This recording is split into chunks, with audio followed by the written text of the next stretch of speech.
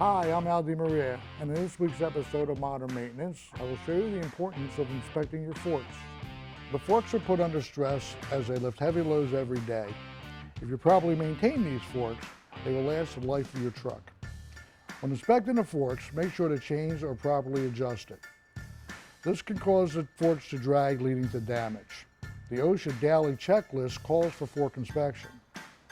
Now, let's start the inspection. Raise the forks up and push them together. At this point, the fork tips should be even. Here's an example of bent forks that need to be replaced. Here's an example of acceptable forks. Both the right and the left fork are even. Fork tip damage is another reason to replace your forks. These forks are bent, making it harder to pick up the load and can cause damage.